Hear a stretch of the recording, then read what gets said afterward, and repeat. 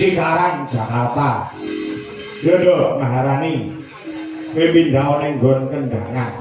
Nah, Pak dosen ben aku njaluk sing klasik sik nduk kan.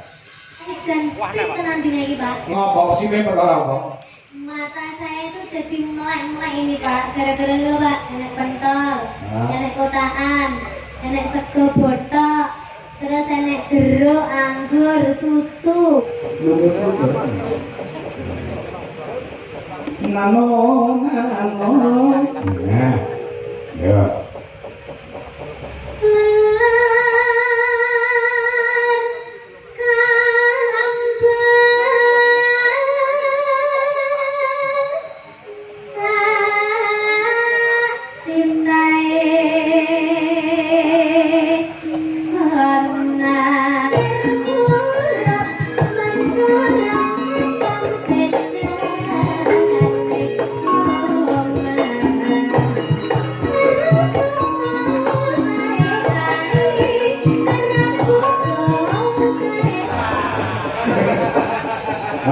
Mulai mendawet umur piro, Dok?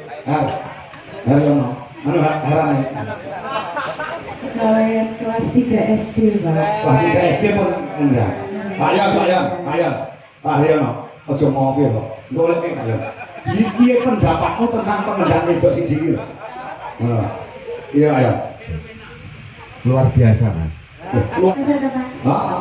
Kok memang sampe Mbak Tumpe kabeh krune DLI dipacari lho. Ayo, some. Ini kan bener lah. Boleh nih, sorry. Dari bisu. Arti ini berpatih orang beneran milih ikan wis pas.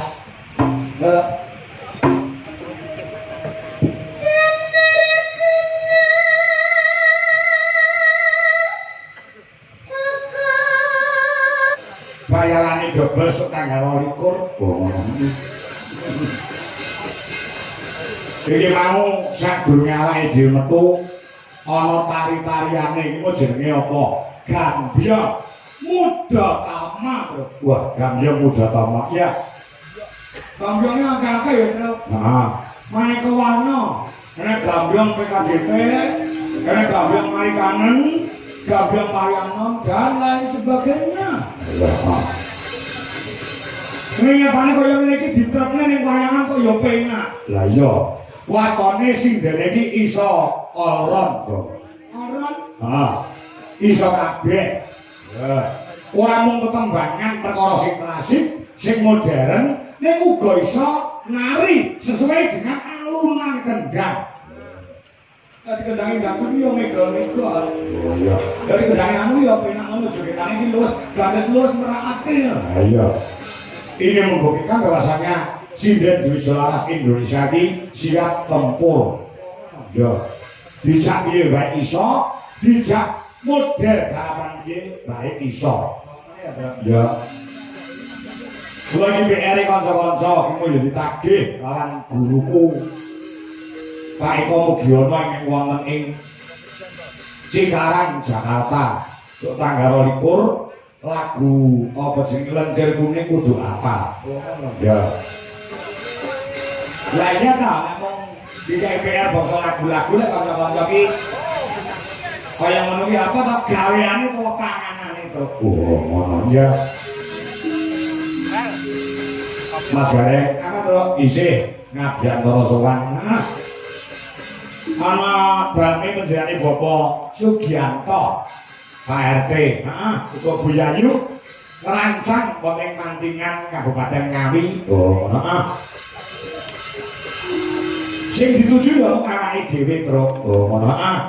Walaupun ditalani dalang A, B, C, D, E, F, G, paribasane wis ora kengguh awake dhewe sing dinuju ana lenging kabu ingin kudu bisa dadi asrama menghibur masyarakat dalam rangka pernikahan dari Mbak Ayu Nadia so Mas Irfan. Oh, maaf ya.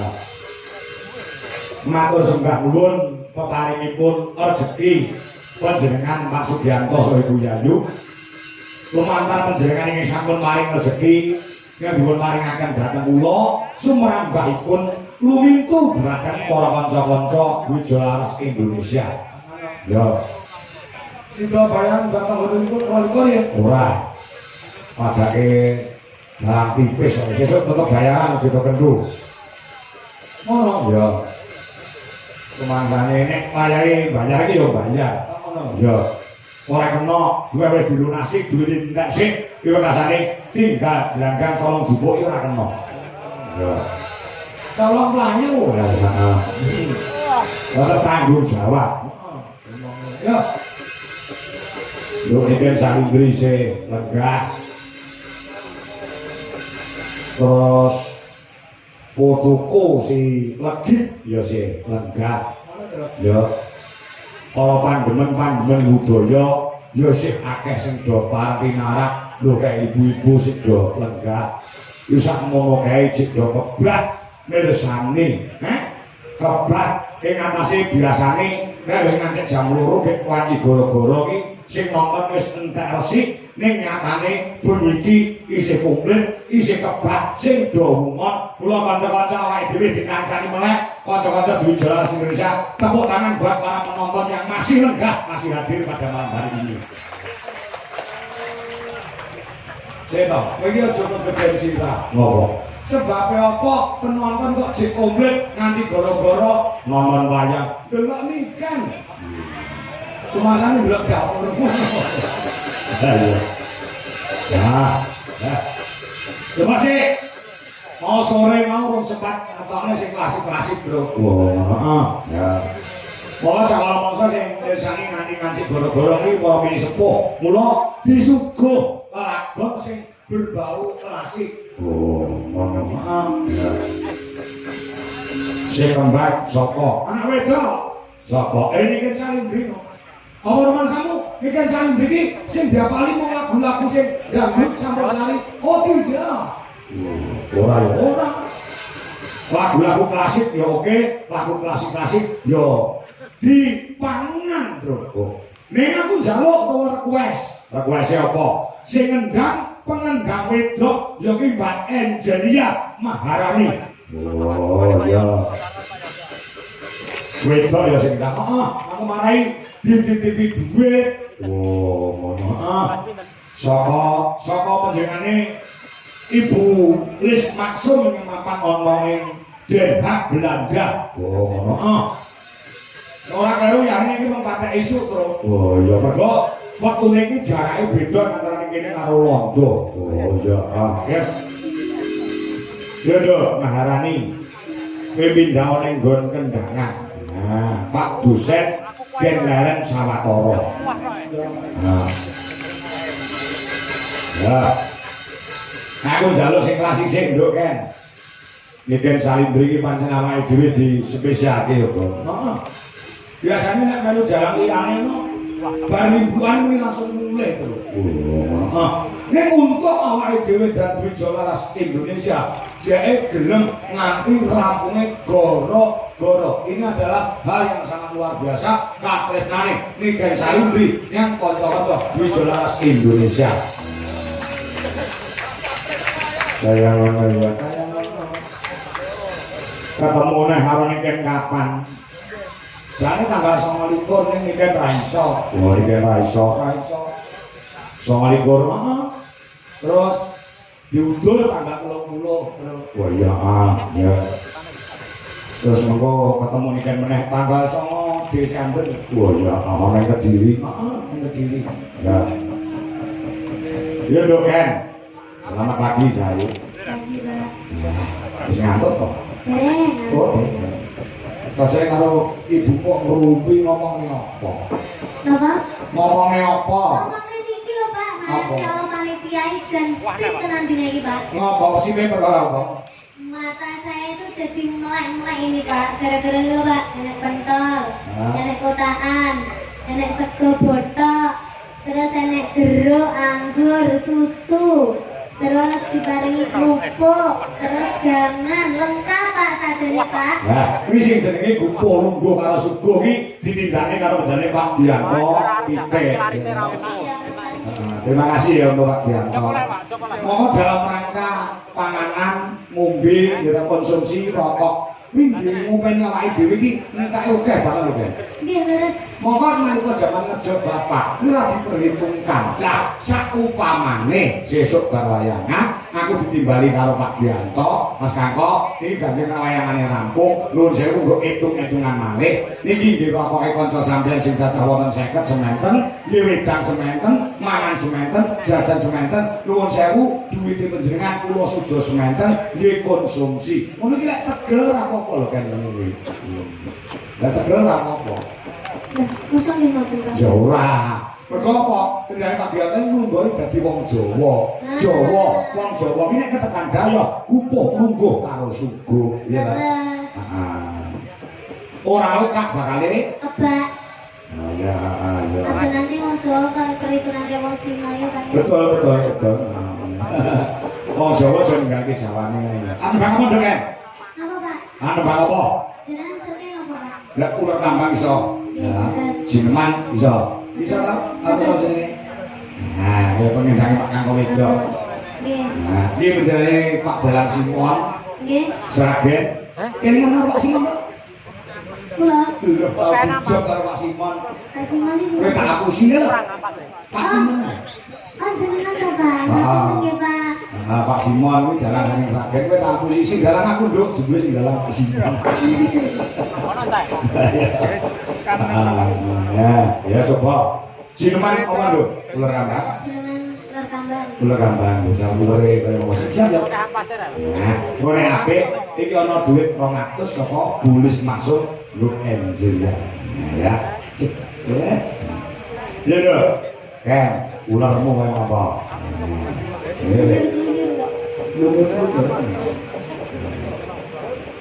Nano, nano. Nah, ya.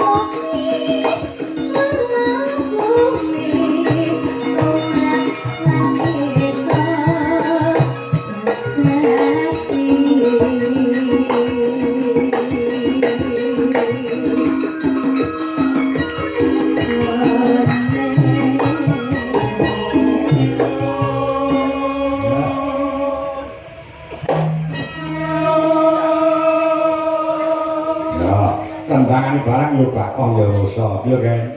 Iya, Pak. Talentane Dwijo Laras kaya ngono kuwi. Dadi apa-apa ki serba bisa. Engko sendiri yo iso joget, yoga, lanang-lanang wedok. So jenenge hal gula mek gula. Kowe kok iso mendhak koyo ngono apike koyo ngono kuwi. Tangan itu mau susuk kaya piye? Boten Pak. Mboten nggih. ora panas to mlebu kendang. Boten. Monggo bapak nek ngepak kendang simen itu panas. Bapak aku jane bapak ki bangun suwi-suwi alon-alon. Kok tangan iki ora iso awet kaya tangane sampean.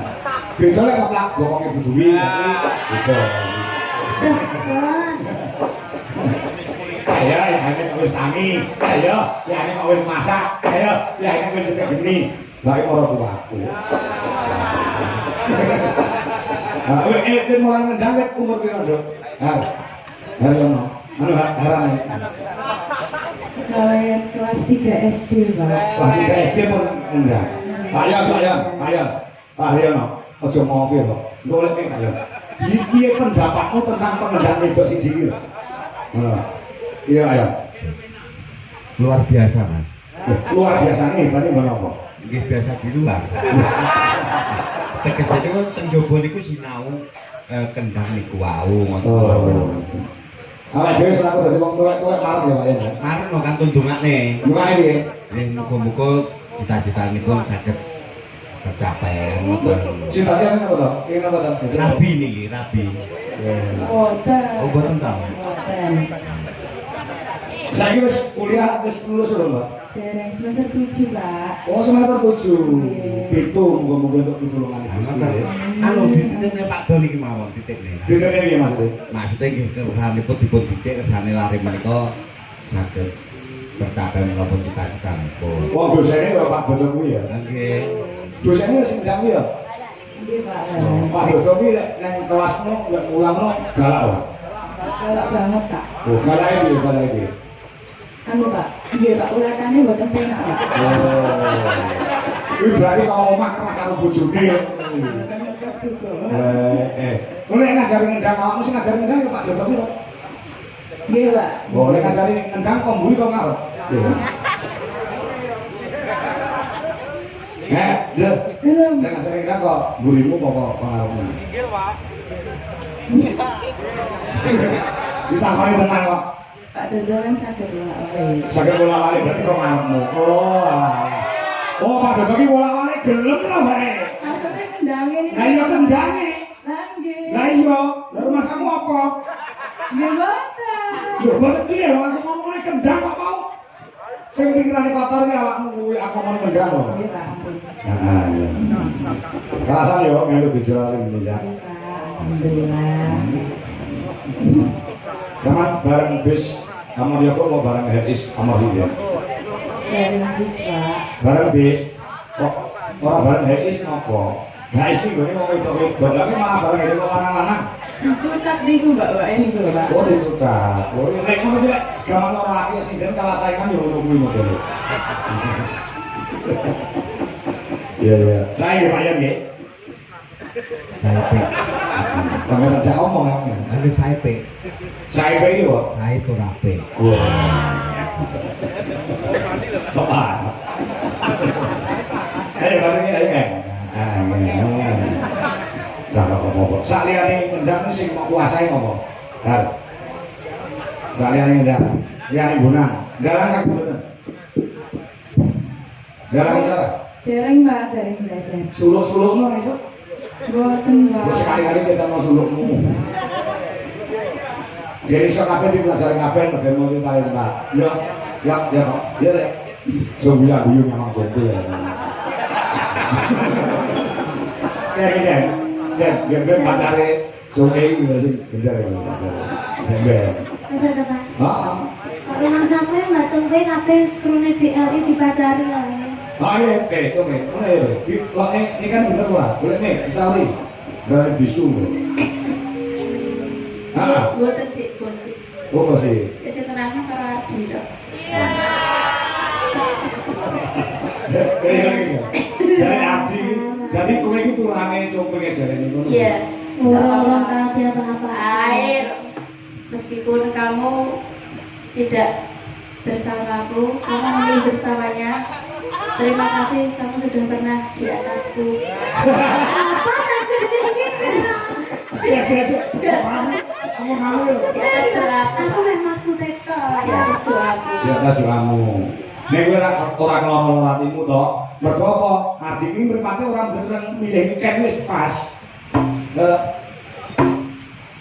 Biyen gak ngono kuwi. Sapa? Adi Oh, saurunge kan mlebu ra ngono kuwi ya karo kowe. ora. Ya, piye dhisik saurunge kan mlebu piye karo kowe piye? Biyen aku bareng bis Heeh. gerayang komputer.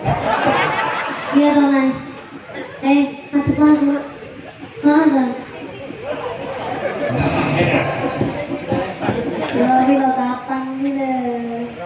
Yo, saiki saka sing ayu biyen yo. Oh, aku nggak mau membuka masalahmu.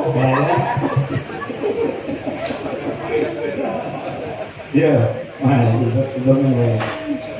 Ya.